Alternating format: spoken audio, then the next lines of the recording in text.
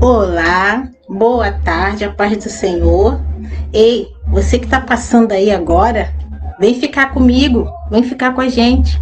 Nós vamos estudar a palavra de Deus neste domingo pela tarde.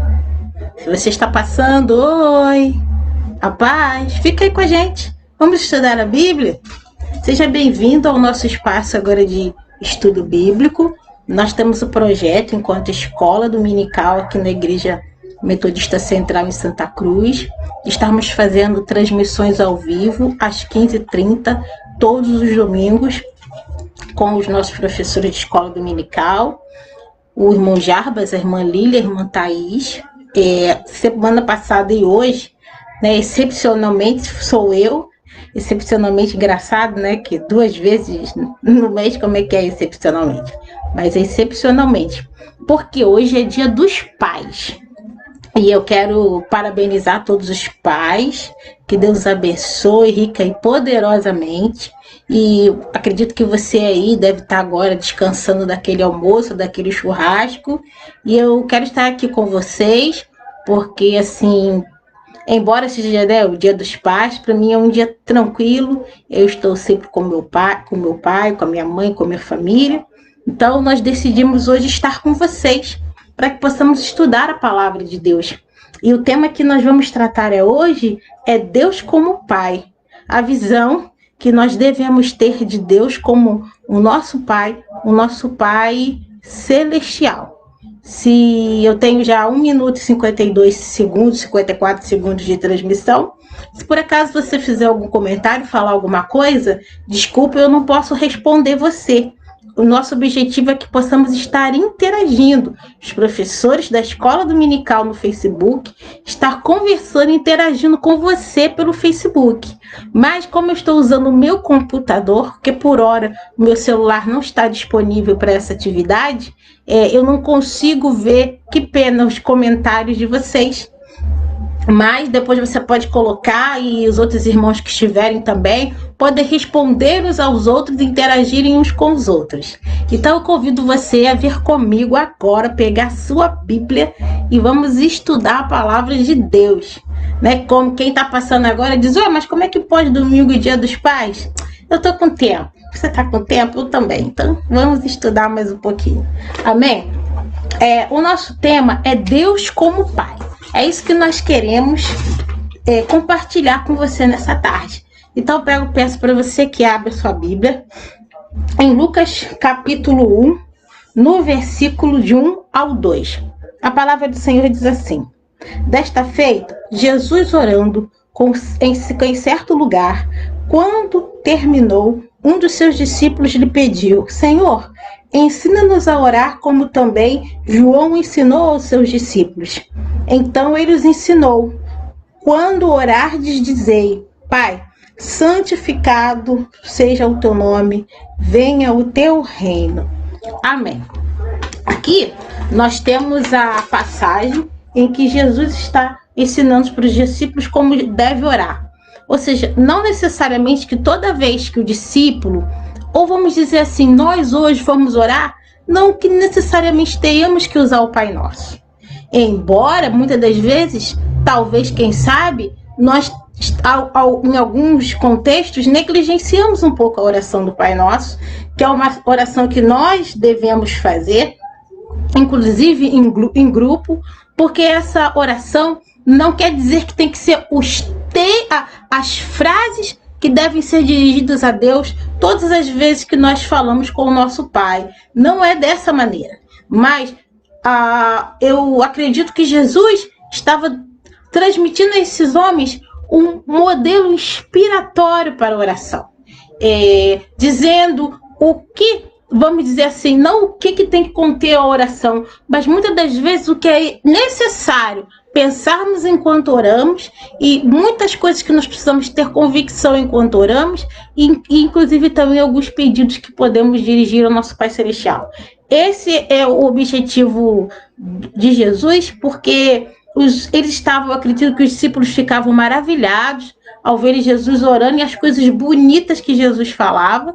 E o texto também diz, como outro texto fala, ensina-nos a orar, né? Como João Batista ensinou os seus discípulos.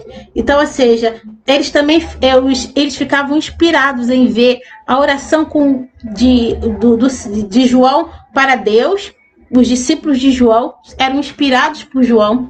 E os discípulos de Jesus falam assim, agora nos ensine também. Ou seja, nós entendemos que nós precisamos dar um passo a mais na oração. O que faremos? E aí o Senhor dá essas orientações, e eu creio que foi apenas, né, o início, o fio da meada para um novo tempo, uma nova mentalidade de oração para aqueles homens. Não que eles não orassem, né? Até porque o povo judaico, o povo judeu é um povo que fala com Deus, é um povo de oração. Só que com certeza Jesus, no seu modelo de oração, ele manifestava outras características, além das palavras bonitas que ele com certeza dirigia ao Pai. Mas por que eu fiz esse destaque? Porque quando os discípulos estavam ali, né, prontos para aprender com Jesus como orar, a primeira coisa que Jesus faz se remete ao nosso Deus como Pai. Ou seja, está dizendo, Jesus está falando, Pai nosso, você é meu Pai, Deus, mas você também é Pai de todas essas pessoas. Dentre as muitas coisas que Deus queria ensinar aos seus discípulos através da vida de Jesus, é ratificar a compreensão de que Deus é Pai. E nesse sentido aqui, Jesus está fazendo uma correlação para dizer que nós precisamos ter com Deus um relacionamento de proximidade, de fé e de amor. Embora Deus esteja sentado no alto e sublime trono, ele quer ser sentido perto de nós. Claro, porque tanto que Jesus significa, um dos nomes do Messias é Emanuel, como o Senhor Deus colocou lá para Isaías poder descrever, se eu não me engano, no capítulo 9 de Isaías, tá? Desculpa aqui. Fala que ele seria o Emanuel, o Deus conosco. Se eu estou errado, vocês, por favor, me perdoem aí. Corrija aí nos comentários qual é o capítulo de Isaías. Mas se não me engano, Isaías capítulo 9 fala que o Senhor seria Emanuel, Deus conosco. Então, assim, não apenas aquele Deus distante que está lá em cima e olhando tudo e na maioria das vezes reprovando os seus, mas aquele que quer estar perto, interagindo e presente. Isso faz um diferencial muito grande comparado aos deuses da antiguidade, que normalmente, né, se encontram no alto de um monte, que está lá, num lugar elevado, num lugar difícil de ser alcançado. Mas não, Jesus está falando, tão perto, tão próximo, quanto eu estou de vocês. O que o Pai deseja conosco é um relacionamento baseado nessa fé, de que todo tempo ele olha e zela por nós e contempla a nossa vida. O que vai acontecer aqui neste contexto que nós estamos observando, em que Jesus está chamando Deus de Pai, ele está propondo algo novo para eles, que já nós vamos ver mais um pouquinho a fundo porque essa proposta de algo novo. Porque pra gente, no nosso contexto hoje, falar assim, Deus é Pai. Até às vezes, de repente, quem não acredita em Deus fala que Deus é Pai. Então, está na boca do povo hoje ouvir que Deus é um Deus paterno, que está relacionado à paternidade. E Jesus, ele vai assumir na terra este lugar de filho de Deus. E muitas vezes na Bíblia, Jesus vai dizer assim, olha, Deus, ele é o meu Pai. E em muitos textos também, inclusive no livro de Atos, vai estar dizendo ali, né, que Jesus faz referência a Deus, ele faz referência a si próprio e fala, porque o Filho do Homem se levantará, porque o Filho do Homem, o Filho do Homem. Quando ele fala Filho do Homem, ele está falando de si mesmo e diz que este homem não seria o homem natural de carne, mas o Deus Todo-Poderoso, como o seu Pai, porque filho ele é do Todo-Poderoso. E além de nós termos a referência de Jesus ensinando os discípulos a verem Deus como Pai, o Antigo Testamento também faz esses apontamentos.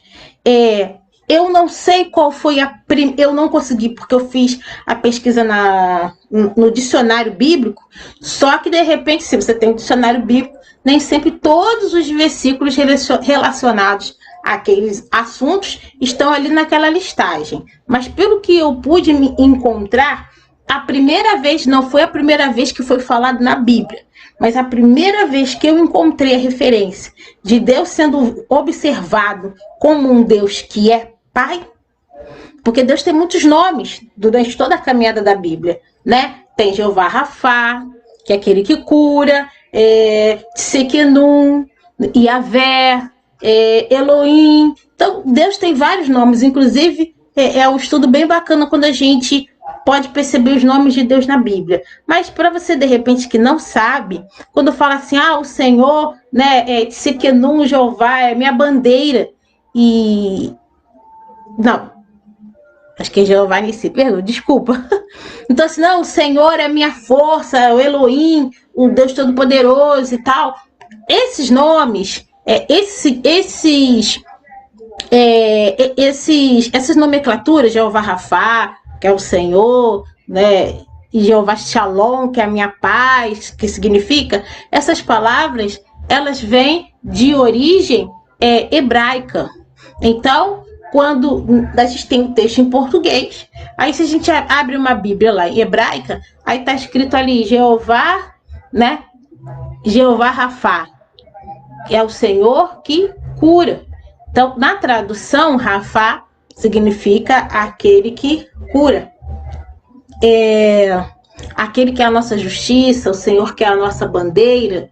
Então, são momentos na Bíblia, são momentos históricos em que o homem glorifica a Deus pelas características de Deus. Quando o autor diz que o Senhor é a bandeira dele, ou seja, o Senhor é a sua vitória, é a sua garantia de defesa. Então, em vários momentos da Bíblia, nós vamos ver o homem ou a mulher atribuindo a Deus qualidades. E essas qualidades em hebraico, né, tem, claro, as traduções para o português. Então, Deus é visto como o El Shaddai, o grande eu sou, né, como se diz no antigo hebraico, o grande eu sou, o nosso Deus, mas esses sinônimos, eles exaltam a grandeza de Deus, porém, não muitas vezes, Deus é indicado pelos escritores da Bíblia, pelos compositores, pelos inspirados, como Deus Pai. Não é sempre que é presente. Então, o que vai acontecer aqui? Eu fiz a pesquisa e eu encontrei que em Jeremias foi a primeira... a primeira referência que eu encontrei como Deus Pai foi em Isaías. Mas deixa eu falar com você, não quer dizer que foi no texto de Isaías a primeira vez que Deus é visto como Pai, tá bom? Eu não posso afirmar isso para você, porque você me desculpa, eu não concluí a pesquisa tão aprofundadamente para saber, eu não me despertei para isso, que seria interessante eu trazer aqui para você a primeira vez que Deus aparece como referência bíblica como Pai. Então, assim, eu não encontrei, né, eu não sinalizei isso e eu não sei se Isaías é o primeiro texto, mas me chamou a atenção e eu quero ler aqui com você Isaías 63, versículo 16. Pode abrir comigo? Eu vou ler aqui. Aquele que os guiou pelo abismo, como o cavalo no deserto, eu abri o texto errado, tá? Eu li o texto errado. Ah, tá. Agora eu achei. Desculpa, gente. Vamos lá. Mas tu és o nosso pai, ainda que Abraão não nos conhece, Israel não nos reconheça. Tu, ó Senhor, és o nosso Pai, nosso Redentor, e o teu nome desde a antiguidade. Bonito, né? Eu li feio, eu vou ler de novo. Mas tu és nosso Pai, ainda que Abraão não nos conhece, Israel não nos reconhece. Tu és o Senhor, és o nosso Pai, nosso Redentor, e é o teu nome desde a antiguidade. Aleluia! Isaías está sendo inspirado pelo Espírito do Senhor. E ele vai dizer assim: olha, Deus, tu és o nosso Pai. Mesmo que Abraão não tivesse me conhecido, mesmo que Abraão não tivesse conhecido esse povo que eu posso ver aqui, mas tu és o nosso Pai desde a eternidade. Aleluia! Então, no Antigo Testamento, encontramos referências em que o homem já tem uma experiência profunda com Deus e que o reconhece como tal. Imagine o que Isaías sentiu. Não vamos pensar em algo mecânico, né? Como dizer assim, automaticamente, mas algo que nasceu de uma experiência profunda com Deus.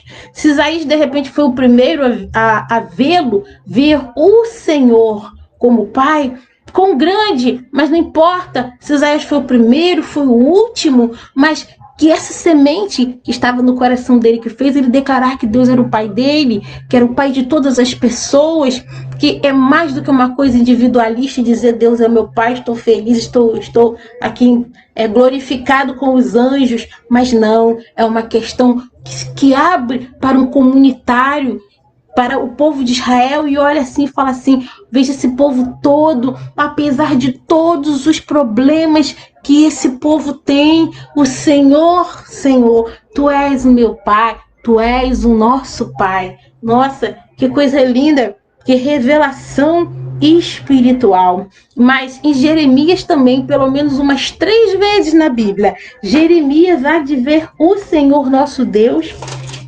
como um Pai. E aqui encontrei Jeremias 3, versículo 4. E o último do Antigo Testamento que vai ver Deus como um Pai é Malaquias. Eu quero ler esse texto com você. Malaquias, capítulo 2. Espera aí, só um pouquinho. Vem, você está passando aí agora. Já temos 17 minutos e 40 segundos. Estamos aqui no estudo bíblico da Escola Dominical da Igreja Metodista. Fica aí com a gente. Tatou, já lavou a louça? Já almoçou? Já deu um abraço no papai? Está em casa descansando? Então, antes do culto, enfim, fica com a gente. Nós estamos trabalhando aqui a temática de Deus como Pai. E eu estou fazendo uma referência agora. Eu quero falar quando Deus, Malaquias, tem um entendimento espiritual que Deus é Pai e vai descrever, vai apresentar no seu escrito. Malaquias, capítulo 2, versículo 10, acompanha comigo? Diz assim: não temos nós todos o mesmo Pai? Não nos criou o mesmo Deus? Por que seremos desleais uns para com os outros, profanando a aliança dos nossos pais? Amém. Então, aqui Malaquias, o primeiro da Bíblia no Antigo Testamento que viu Deus como Pai, eu realmente não posso dizer, não sei. Mas o último que vai fazer essa referência é Malaquias. Malaquias tem a plena convicção de que Deus é Pai e que nós somos todos irmãos. E isso é maravilhoso. E aqui nós temos depois no Novo Testamento avançando, lembrando que se você agora, os 19 minutos de estudo bíblico, está comentando, eu não estou vendo você, tá? Porque eu estou usando o meu computador e pelo computador eu não consigo, pelo celular eu consigo visualizar os comentários. Aqui no meu computador, por enquanto, eu não tenho esta capacidade. Mas aqui, retomando o nosso estudo, nós podemos ver que existe, né, referências nas tradições judaicas de Deus ser visto realmente como o pai do seu povo, aquele que quer cuidar, aquele que quer orientar, e não é apenas aquele que é o criador, não é apenas que faz sair do ventre da mulher, mas é aquele que dá a vida também espiritual e a vida eterna. Bom, meus queridos, Jesus, quando ele está falando aqui que Deus é o pai dele, ele está dentro do contexto da tradição do país, da localidade onde ele nasceu. Só que houve um momento na história da Bíblia em que Jesus, fazendo uma referência de Deus como pai, vai ser motivo de acusação e de colaborar para que ele seja julgado pelos seus opositores. Vamos dar uma olhadinha? João, abre comigo, João capítulo 5, verso 18. Opa, desculpa, tô até saindo aqui da tela. João 5,18.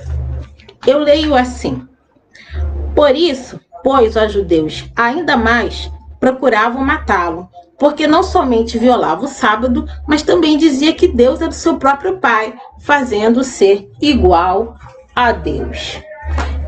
Ora bolas, mas se a comunidade judaica tem uma percepção, ainda que seja vaga, né? Não sabemos a profundidade, que Deus é um Deus paterno, temos uma visão paterna, por quê? Agora eles vão usar essa questão de Jesus chamar Deus de pai como algo negativo, como algo desrespeitoso. Sabe por quê? Porque os judeus perceberam que Jesus estava se colocando no lugar de divindade. A maneira como o texto é construído e é apresentada essa afirmativa, talvez para nós, numa leitura lida em português, não nos dá essa percepção. Mas quando a gente observa um pouco mais de perto, né, com um óculos um pouco mais afinado, dentro da cultura judaica, o verbo e as colocações que Jesus vai fazer nos momentos, né, em que ele fala que eu e o pai somos um, e algumas outras, meu pai trabalha e eu trabalho também, e algumas coisas que ele fala, inclusive Jesus fala, acho que em João ele fala, antes, né, de tudo eu sou. Essa palavra eu sou só poderia, e na comunidade nesse tempo aqui, ela é exclusiva para quando Deus se refere a ele mesmo, e o homem jamais poderia se apropriar dessa frase, dizer eu sou. Então, quando Jesus faz isso, ele está realmente tomando o lugar que lhe é devido e trazendo despertamento para as pessoas, dizendo, olha só, eu não sou só uma pessoa que veio de Maria e de José para ensinar com uma unção especial, para ensinar para vocês o caminho de Deus, não, eu sou o próprio Deus. Então aqui, nesse verso 18, eles estão fazendo referência a esse questionamento, a essa crítica, porque em alguns momentos, quando Jesus traz a questão do pai, e o pai trabalha e eu trabalho também, ele não está, se ele estivesse fazendo algum tipo de referência em que a maneira como ele vai se colocar, como se Deus estivesse num patamar elevado, ele no patamar menor, como eu e você fazemos quando estamos diante de Deus em oração ou falamos de Deus, os judeus iriam entender isso, não iriam imputar esse fato para a crítica, mas em alguns momentos Jesus fala, eu sou. Eu e o pai trabalhamos até hoje. Ele está se equiparando à divindade estando sobre todos. E isso para os judeus era uma infâmia, uma afronta. E na verdade, para qualquer outra pessoa, antes ou depois de Jesus, o é. Por mais ungido que seja, por mais revelações, esse lugar pertence só a Deus. O que eles não estavam entendendo era que Jesus, ele não apenas era um homem natural, mas ele era a essência de Deus, não é? Vamos dizer assim, a outra parte de Deus descendo à terra em forma de ser humano, com sentimentos humanos, sangrando, sentindo até dores, com necessidades de ir de comer e beber água, mas embora com todas essas necessidades naturais, Deus acima de todos, como é o Deus Pai. Então eles não tiveram essa capacidade, ou eles não quiseram ter essa capacidade de compreender os valores de Jesus que iam além, muito além do que os milagres e as coisas e os sinais, vamos dizer assim, que ele praticou no meio daquela geração. Inclusive um dos versículos da Bíblia, né, que para nós lidamos com muita naturalidade, mas para eles é um absurdo, é Lucas capítulo 6, versículo 5. Lucas capítulo 6, versículo 5, diz assim: e acrescentou-lhes, o Filho do Homem é Senhor do sábado.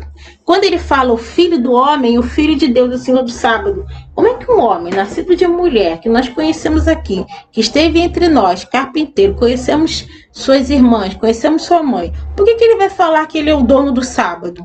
Entende, gente? Para nós isso é glória, maravilhoso, dá até vontade de sapatear, mas para aqueles homens não. Então, compreender a filiação de Cristo, a sua verdadeira essência, é necessário, não é? É o convencimento do Espírito Santo, e aqueles homens não se permitiam se convencer da glória do nosso Jesus Cristo. Bom, a verdade também é que aqui a gente fazendo esse estudo bíblico com relação à questão de Deus Pai, para a comunidade judaica compreender que Jesus não era apenas um profeta, né, um homem escolhido por Deus, talvez como um João Batista, um Sansão, e um Isaías, um Jeremias, que Jesus foi além disso, não foi fácil não. Eu quero ler com vocês aqui um texto muito interessante. Não foi fácil, perdão, deixa eu corrigir. Não foi fácil, não apenas para os doutores da lei e aqueles que questionaram Jesus. Essa compreensão de que Jesus era o nome acima de todo nome também não foi fácil para os próprios discípulos de Jesus. E aqueles que o eram fiel, eles também tiveram a dificuldade de entender a grandiosidade da divindade de Jesus Cristo, que chamamos-se Filho de Deus, mas em substância, em essência e excelência, ele é um com o Pai. Leia comigo, a gente vai falar um pouco agora sobre a dificuldade que os discípulos vão ter de compreender a soberania de Jesus. João 1,49, leia comigo.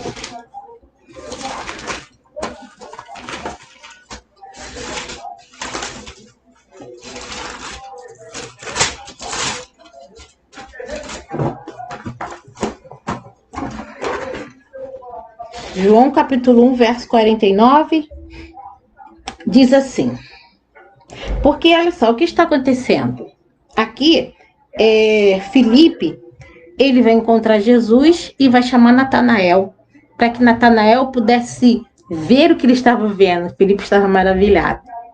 E aí Jesus, eles levam até Natanael. Natanael fala assim, mas onde que ele mora mesmo? Nazaré? Nazaré é meio complicado, né?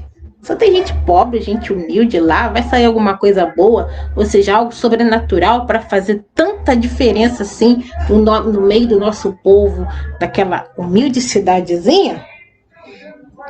E então, como diz aqui o verso 46, de Nazaré pode sair alguma coisa boa? Aí Filipe falou, mas você tem que ver, e você tem que vir para você ver. Ou seja, meu filho, tu acha que eu vou chegar lá, vai achar um cara tão extraordinário que vai resolver os nossos problemas? 47, tá? Não é 49 não, como eu falei. Jesus viu Natanael aproximando-se e disse ao seu respeito, eis um verdadeiro israelita em que não há dolo. Perguntou-lhe Natanael, de onde me conheces? Respondeu Jesus, antes de Filipe chamar, eu te vi, quando estavas debaixo da figueira. Uma revelação. Jesus falou assim para Natanael, olha só, aquela hora que você estava debaixo da figueira, eu vi você lá. Então, ele teve a certeza que tinha algo especial em Jesus, porque com certeza ele esteve ali num momento em que ninguém soube, que ninguém poderia ter contado, ninguém poderia ter comentado. Algo especial que aconteceu naquele dia né? Que por um imprevisto, ninguém sabia que ele estava lá. E aí, Natanael, muito esperto, não é? Logo percebeu e exclamou: Mestre, tu és o Filho de Deus, tu és o Rei de Israel. Quando eu estava lendo esse texto, eu pensei assim, será que Natanael compreendeu? Deixa eu ler até a continuidade para não deixar dúvidas com você. Ao que lhe respondeu: por que te disse que te vi debaixo da figueira, creis? Pois coisas maiores do que estas verás. E acrescentou: em verdade vos digo que vereis os céus abertos e os anjos de Deus subindo e descendo sobre o Filho do Homem. Então Jesus falou para ele: olha, você vai ver os céus abertos e os anjos subindo e descendo. Para nós essa interpretação é clara. Para nós hoje ficou muito claro que Natanael seria um cara que Jesus ficou 3 anos, dizem que 3 anos e meio de ministério. Embora esse homem não tenha aparecido em outros textos, ele esteve todo esse tempo seguindo a Jesus. Ah, quantas pessoas estão por aí, não é? Seguindo a Jesus, mas sem expressão midiática. Sem poder falar para muitas pessoas num canal de YouTube ou Facebook. Quantas pessoas estão seguindo a Jesus e não que elas passem despercebidas pela humanidade, mas os seus nomes não estão contando na lista das coisas fantásticas que acontecem sobre a terra. Tem muitos Natanaéis por aí. Por acaso você é um deles? E de repente alguém diz para você assim: seu ministério é fraquinho, mas você é visto por Deus. E assim como até no dia em que o Senhor Jesus virá na sua santa glória celestial para arrebatar a sua igreja. Quantos santos aí que são estes, que mesmo talvez não sendo reconhecidos pelo mundo, são reconhecidos por Deus, ou talvez não fizeram nada tão extraordinário assim para o nome entrar no livro, entrar na lista, mas entraram na lista do Senhor. Quantos são? Quantos podem dizer aleluia junto comigo? Amém? Glória a Deus. Então, irmãos, aqui a ideia que nós temos, que parece, é que Natanael, ele compreendeu que Jesus não falou que tu és filho de Deus, Natanael entendeu tudo. Bom, eu tenho muito tempo, né, de igreja, no cristianismo, e assim, nessa caminhada eu já ganhei várias bíblias. Na verdade, eu nem sei qual das minhas bíblias que eu tenho hoje.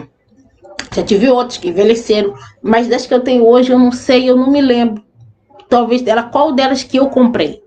Porque muitas eu ganhei. E eu ganhei, assim, algumas bíblias de estudo, e eu fui até a minha Bíblia de Jerusalém, e uma outra Bíblia muito boa de estudo que eu tenho aqui também de presente, que eu fui presenteada, e eu fui entender, porque assim, uma coisa é o texto no original, outra coisa é a tradução. Na tradução, declaro, não estou falando que a tradução está errada não, tá bom? Mas a questão é o sentido o que ele quis dizer com aquela palavra que estava falando. Então ali na Bíblia de Jerusalém, na outra Bíblia também, 2 Bíblias confirmaram a mesma coisa. Quando Natanael ele está reconhecendo Jesus, ele realmente está reconhecendo Jesus como enviado de Deus, como um homem que tem a capacidade de fazer grandes coisas. Mas no sentido do texto, na tradução, quando fala que ele é rei de Israel, não está falando, Natanael não está falando no sentido espiritual. Eu não sabia disso, eu não tinha essa percepção. A tradução está dizendo que o sentido que Natanael está exaltando a Jesus Cristo como um líder, um político messiânico, ou seja, aquela pessoa que Deus havia prometido que enviaria ao mundo, aos judeus, da descendência de Davi, era aquele Jesus. Natanael reconhece ele como, vamos dizer assim, o filho de Davi que iria reinar. Mas isso não quer dizer que esse filho de Davi que iria reinar seria uma pessoa que viria dos céus. Uma coisa, gente, Sansão não foi levantado por Deus? Claro que foi. Inclusive até o nascimento dele é algo sobrenatural, porque o anjo avisou para a esposa, para Manoá, que a criança ia vir. Quantas pessoas nessa geração, em outros anos passados, podem ter o seu nascimento testificado anteriormente pela vinda de um anjo? Eu conheço o testemunho de algumas mães e até de alguns pais e disseram assim, não, eu orei, não é? E o último testemunho que a gente tem é do papai Jarbas. Ele já contou a história deles para você? Pede para ele contar para vocês.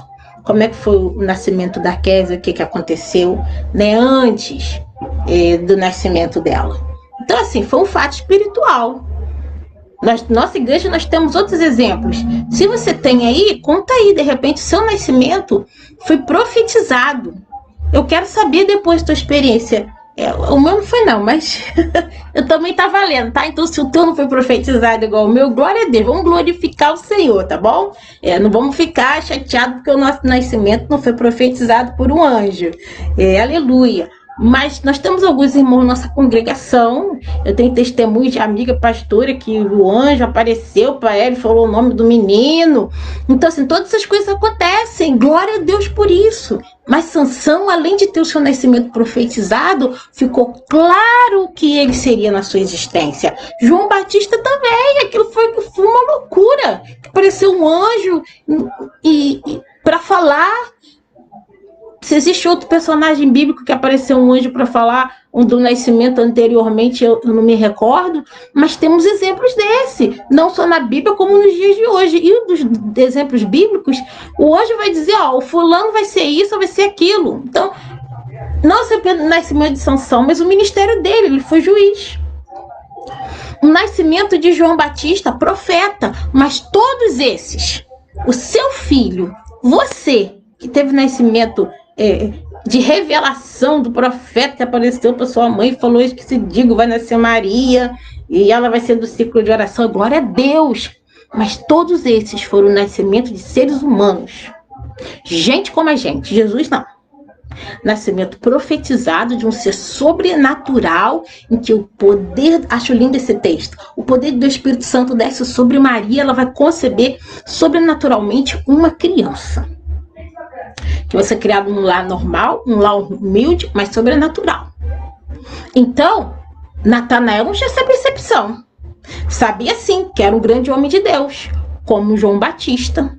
Você está entendendo? A tradução do texto indica isso. Que Natanael está dizendo que Jesus é um líder, vê ele como líder político-militar. Finalmente o Messias chegou, o nosso Salvador, mas não um ser divino. Até aqui, não.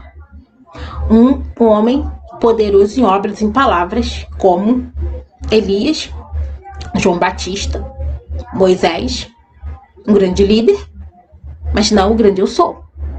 Então, na convivência com Jesus, há de se perceber que ele era mais do que se esperava.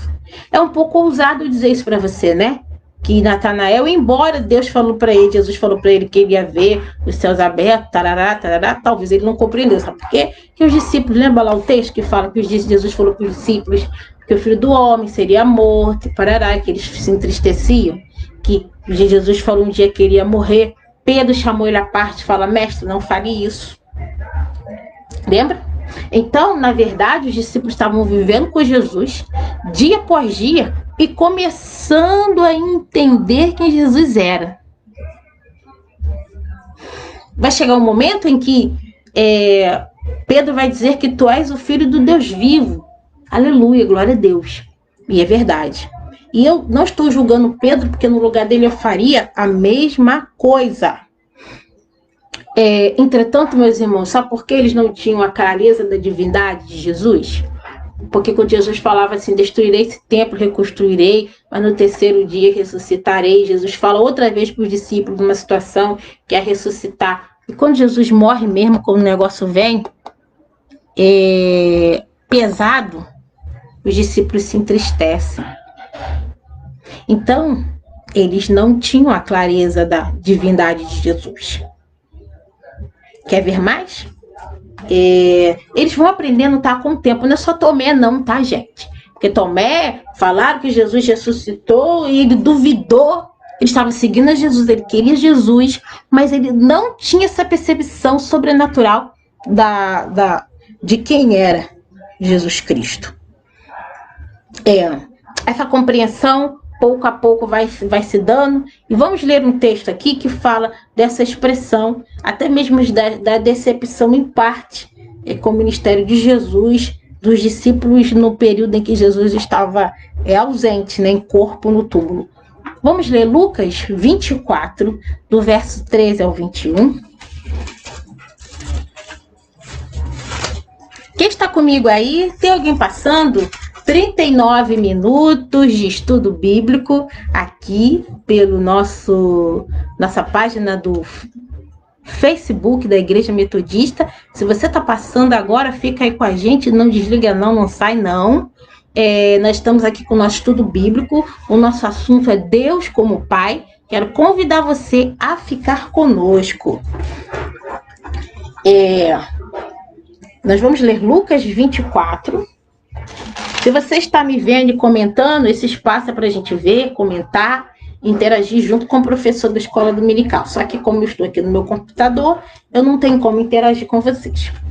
Tá? Se fosse no celular, eu conseguiria. Lucas 24, 13 ao 21. Olha só, hein? Naquele mesmo dia, 2 deles estavam no caminho para uma aldeia chamada Emaús, distante de Jerusalém 70 estágios. Iam conversando a respeito de todas as coisas sucedidas. Aconteceu que, enquanto conversavam e discutiam, o próprio Jesus se aproximou e ia com eles. Os seus olhos, porém, estavam como impedidos de o reconhecer. Então lhes perguntou Jesus: que é isto que vos preocupa e que ides tratando à medida que caminhais? E eles pararam entristecidos. Jesus falando com ele, para os discípulos, Jesus estava morto. Porém, chamado Cleopas, respondeu, dizendo: és o único, porventura, que, tendo estado em Jerusalém, ignora as ocorrências desses últimos dias? E ele lhes perguntou: quais? E explicaram o que aconteceu a Jesus o Nazareno, que era varão profeta. Uma coisa é ser profeta, né? E poder obras em diante de Deus e palavras. Poderoso em obras e palavras. Poderoso em obras e palavras. Diante de Deus e de todo o povo. Reconheciam que Jesus era usado por Deus. E como os principais sacerdotes e as nossas autoridades o entregaram para ser condenado à morte e o crucificaram. Versículo 21.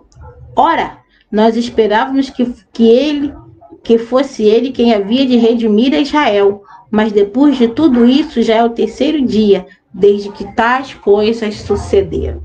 Não estou julgando os apóstolos. Eu, provavelmente, se estivesse naquele momento, estaria pensando exatamente como os apóstolos. Não quero dizer que a sua fé não iria mais além, tá? Isso aí é você e Deus. Mas eu provavelmente estaria pensando como os apóstolos. Sabe por quê? Porque aqui, nesse momento, fica claro para eles que era um homem, mas nós esperávamos, né? Que ele, como filho de Deus, irmãos, como Davi, filho de Deus, como Salomão, filho de Deus, como Moisés, iria nos conduzir, como Moisés conduziu o povo. Mas não, ele morreu.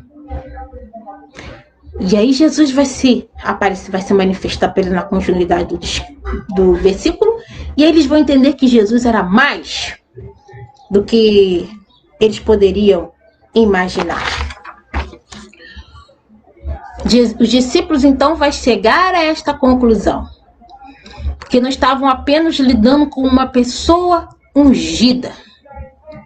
Irmãos, isso abre a mentalidade dos discípulos para compreender que Jesus tem sentimentos, mas tem todo o poder e toda a glória. O Pai o exaltou com o nome que está acima de todo nome,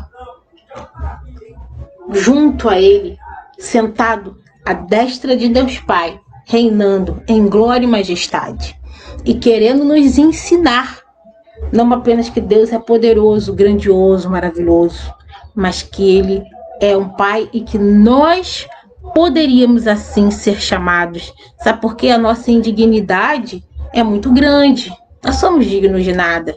Mas o amor de Jesus, o sangue derramado na cruz do Calvário, muda a nossa categoria de escravos, talvez, né, do pecado, mas para filhos redimidos e libertos. Hoje, nesse dia, nessa tarde, nós podemos trazer a memória em que o Senhor mudou a nossa sorte. Talvez, ao você estar passando aí agora, você se sente um azarado, desprivilegiado, oprimido. Jesus diz, olha, não, eu morri para que você pudesse reconhecer a plenitude do amor do Pai por você. Jesus veio para mostrar que não apenas Deus é Pai, mas Ele é um Pai que ama. E nem sempre é fácil encarar essa realidade. Você sabe que para mim é muito cômodo falar de pai. Meu pai assumiu e assume as suas responsabilidades como homem, como cristão, cuidando dos filhos, zelando, apoiando. Meu pai está sempre presente e assim, muitas histórias tristes com o pai não são a minha realidade, porque algumas pessoas têm uma imagem de pai muito difícil. Alguns pais que abandonaram, sumiram, falaram que iam comprar pão ali na esquina e nunca mais voltou. Eu conheço uma senhora que agora já é casada, já passou, mas ela tem 2 filhos. E um dia o marido dela saiu para ir a quitanda e nunca mais apareceu. Irmãos, infelizmente, esse é um assunto meio doloroso, mas às vezes alguns até morreram no caminho e não foram encontrados. Mas outros fugiram mesmo, fugiram da sua responsabilidade. E alguns pais que não ligam para os seus filhos, mesmo estando perto, e hoje é tão comum, a gente vê aí na televisão, tem que fazer teste de DNA, agora o garoto é a cara do pai, e o pai pede DNA, tu olha assim e vê que é a cara do pai. E eu me lembro que quando a Ana Luísa e a Heloísa nasceram, elas eram a cara de Natanael. A Ana Luísa agora está com as feições mudadas, mais diferente. Mas ela parecia muito Natanael quando ela nasceu. E a Heloísa, então, parecia uma xerox, toda gordita, inchadita, com aquela cara, parecia uma lutadora de sumô. Não tinha nem como Natanael falar, não é meu. Eu não tinha nem como ele falar que foi trocado na maternidade. E às vezes você vê situações assim, ao contrário, que tu vê que a criança é a cara do pai e o pai finge que não reconhece seu filho. Até nos jeitos e trejeitos são parecidos. E às vezes a pessoa diz que não é dele. Tem muitos pais que até estão mais próximos, até ajudam, colaboram com alguma coisa, mas não são presentes. Tem os casos dos pais que violentam, os pais que abusam de seus filhos. E muitos desses homens são apenas o reflexo daquilo que eles receberam. E os seus filhos são reflexo daquilo que receberam de seus pais, que às vezes só receberam um poço de amargura, e é isso que eles têm para dar. E às vezes para algumas pessoas falar em paternidade é horrível, porque as lembranças são ruins. Muitos estão nos Dia dos Pais. Eu agradeço a Deus por mais esse Dia dos Pais, que meu pai está aqui, mas alguns dos pais partiram. Mas assim, para mim é muito cômodo falar, né? Vou ser sincero, que meu pai tá vivo, é muito cômodo falar isso. Mas assim, uma coisa é um pai que partiu, né? Outra coisa é o pai que não procura, que abandonou, que virou as costas. Sabe, aquele pai que teve com você enquanto ele foi vivo, com as limitações dele, ele estava ali junto, né? O próximo. Porque às vezes a questão não é nem o pai não querer, e às vezes tem pai que quer estar próximo e a mãe não permite, por causa disso, por causa daquilo outro.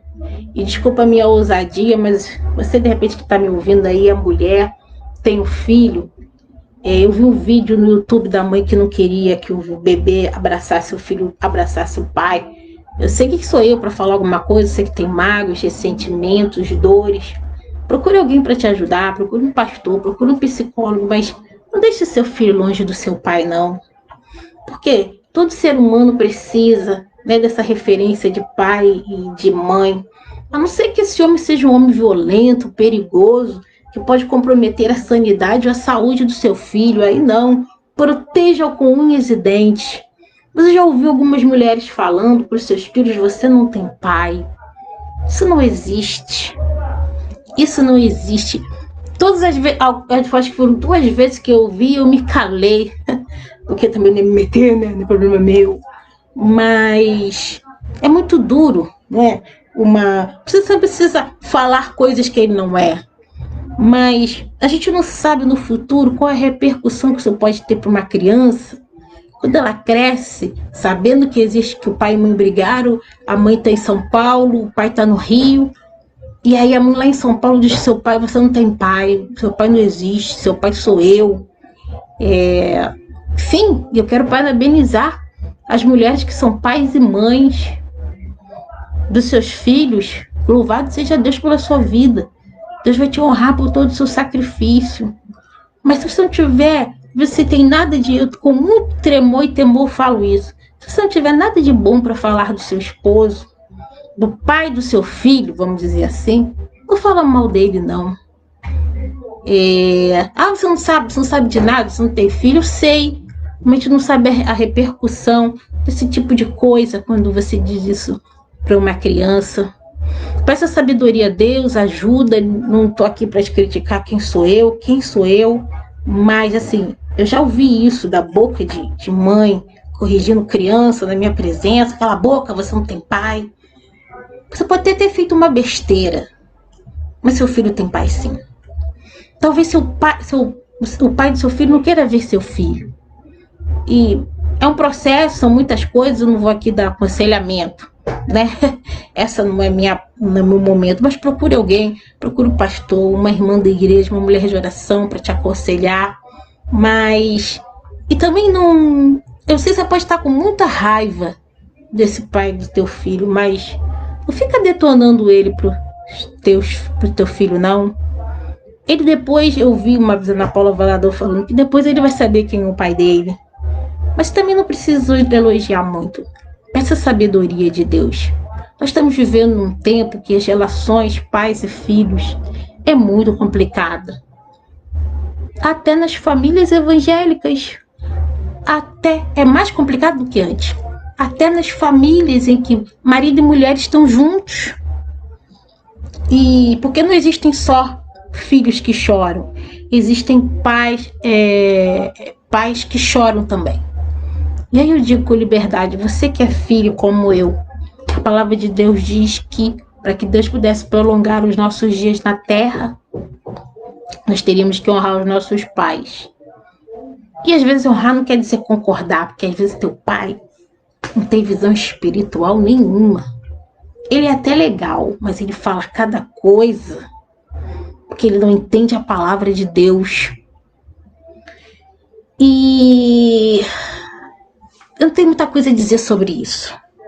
Mas honrar não é necessariamente concordar em todas as coisas, mas é a gente superar as nossas dificuldades, pedir a Deus para ir lavando o nosso coração, nós sermos curados no espírito, para aprender a lidar com os pais.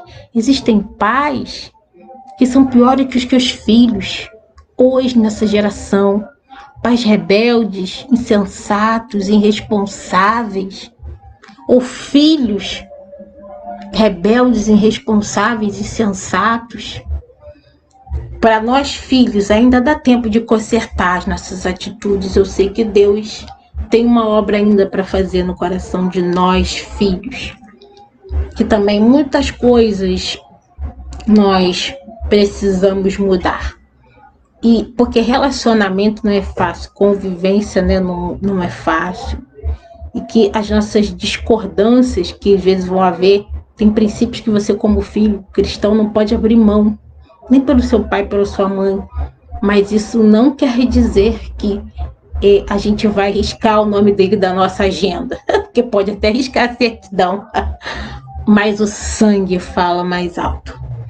Eu quero deixar uma palavra de incentivo e de conforto para todos nós, porque todos nós somos filhos de Deus. E às vezes, de repente, no meio dessas todas essas coisas, você pensa, será que Deus me ama? Será que eu sou filho mesmo? Olha os meus problemas com os meus pais, olha os meus problemas com os meus filhos, olha os meus problemas com os meus irmãos, olha a minha sociedade. Será que realmente esse amor de Deus é tão grande por mim? O que Jesus fez por nós foi derramar o sangue na cruz do Calvário, para dizer para nós, declarar para nós que nós somos filhos de Deus. E que o Pai nos ama da mesma... É constrangedor falar isso, que o Pai nos ama da mesma maneira que ama Jesus. Sabe por quê? Jesus é o filho bom da casa. É o filho obediente, é o filho perfeito, é o filho santo. E imagina você que tem irmãos, você é o filho bonzinho, você é o filho santinho, você é o filho bonzinho, seu irmão apronta todas.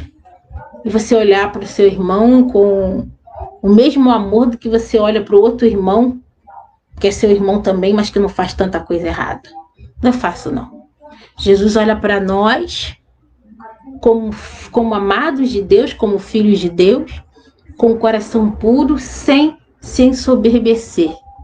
Ele era exaltado porque ele é Deus acima de todos, mas Jesus e Deus tão grande na sua glória descem para nos unir ao Pai, nos elevar a um outro nível de espiritualidade, a outro nível sanguíneo, que é o nível do reino de Deus, do amor do Pai, da família de Deus.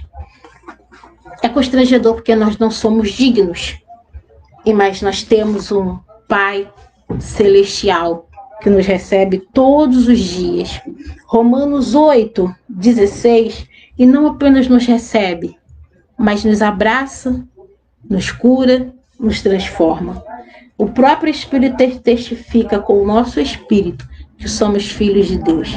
Para isso também serve o Espírito Santo, não para falar só em línguas, em mistérios, em poder, não apenas para ter uma vida transformada por Deus, mas para sentir no nosso próprio coração que, independente da raça, da cor, do peso, nós somos aqueles que aceitamos a Jesus como nosso Salvador, né, que nos tirou do império das trevas para a sua maravilhosa luz.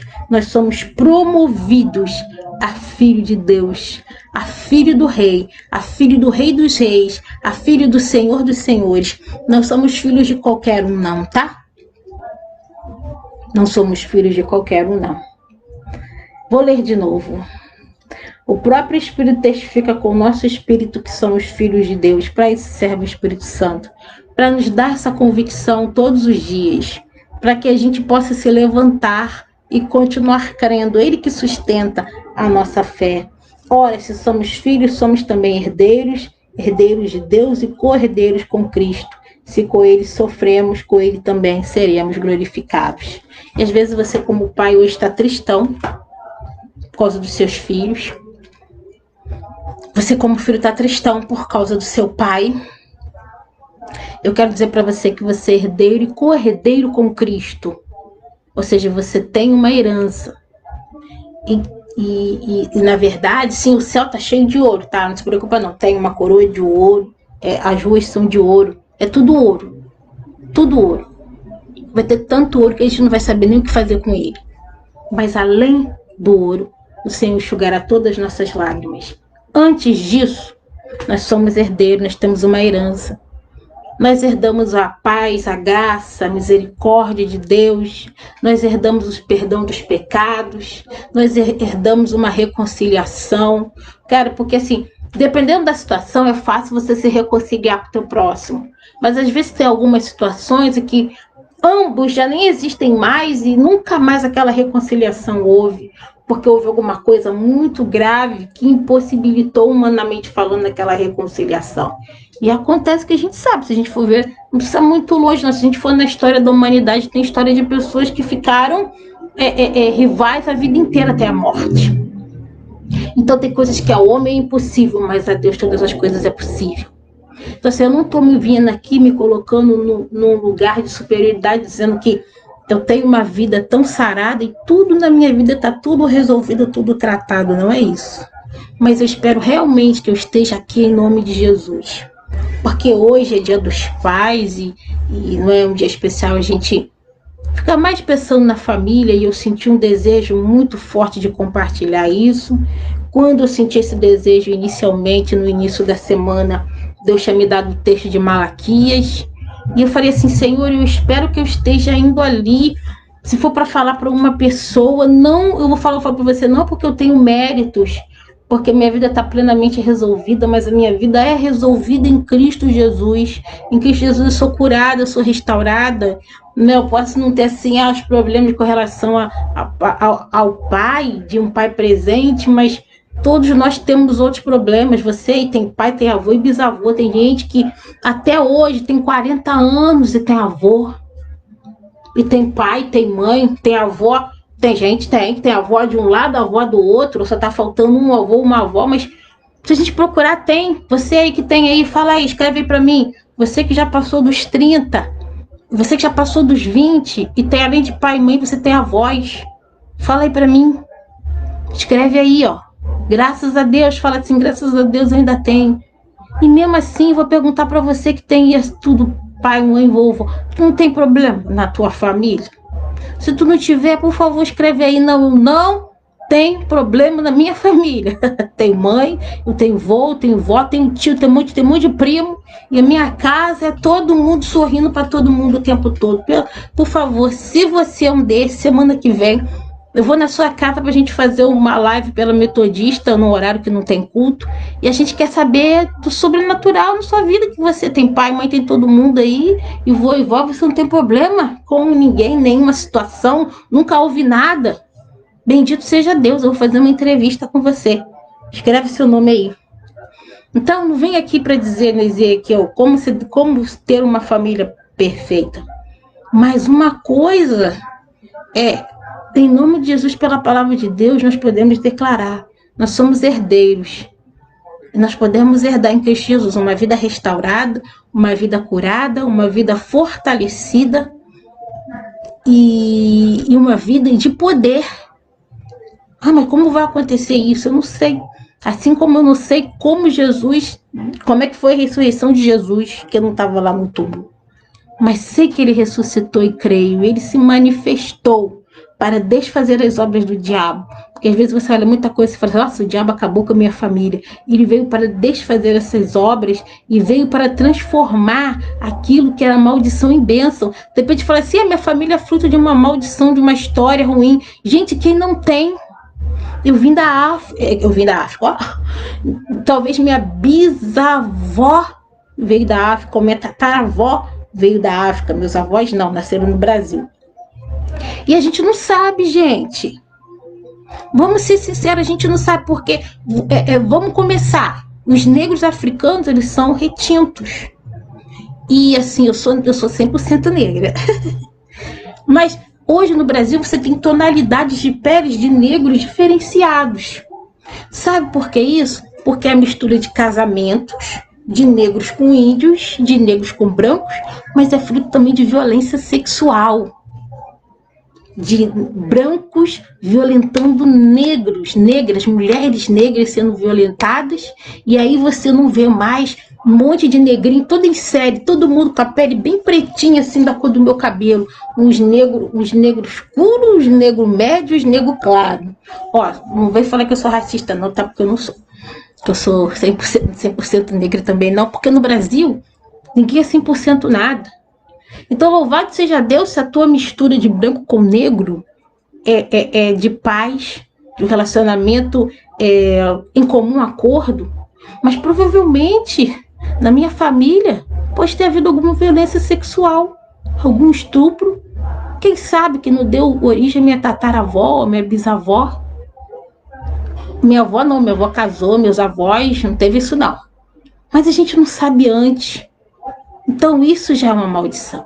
Mas em Cristo Jesus as maldições são quebradas e tudo é renovado, e nós somos curados, nós somos restaurados pelo poder de Deus. Não é? E nós podemos viver. Então como é que vai ser minha vida agora? O que, que vai acontecer? Quando que meu pai vem falar comigo? Quando que o meu filho vai vir falar comigo? Não sei, mas para Deus nada é impossível. E o Senhor me deu o texto há muito tempo, né?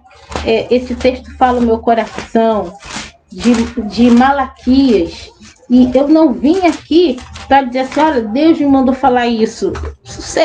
Espero que sim, porque o último versículo de Malaquias, que um dos últimos, né?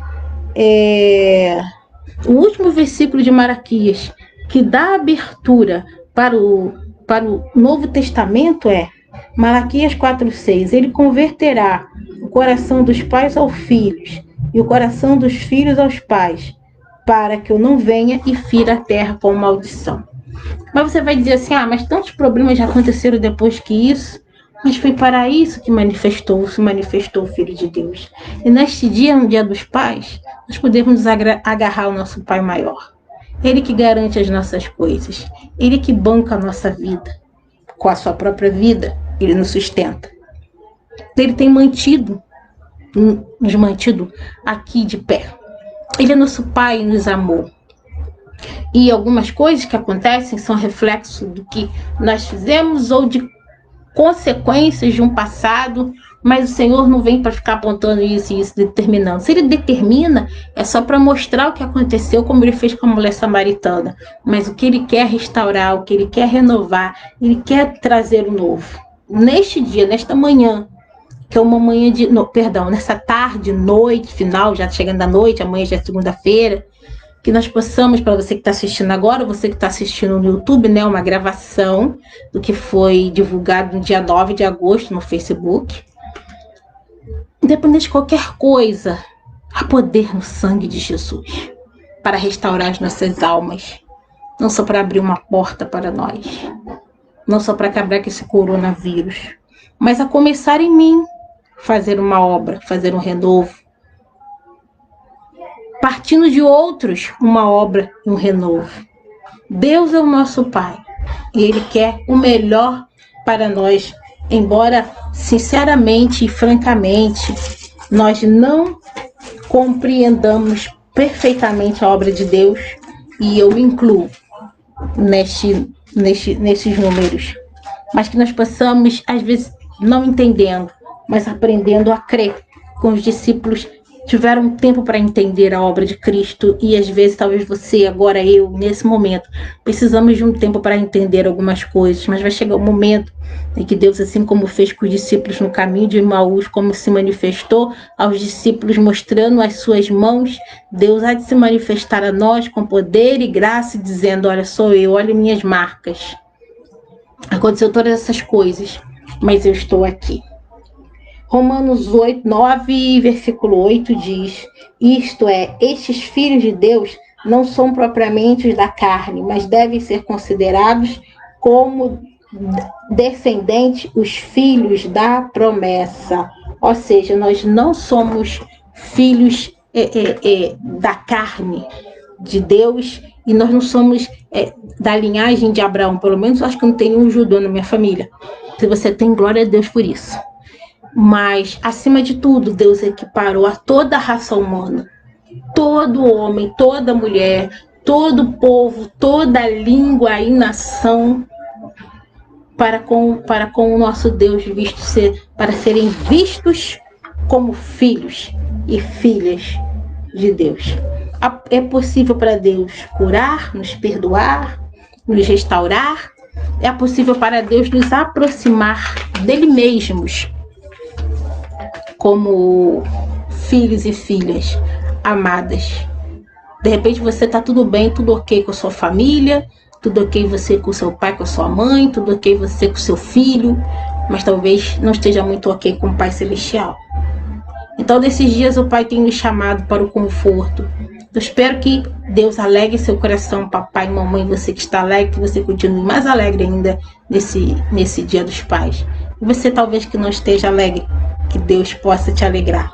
Eu sinto o desejo de cantarolar um hino que eu gosto muito e que toca muito meu coração, que fala da paternidade de Deus.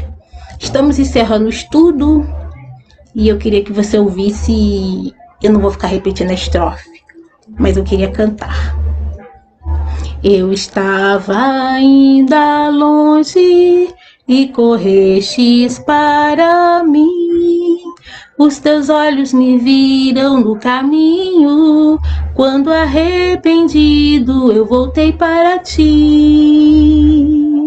E com compaixão correste em minha direção.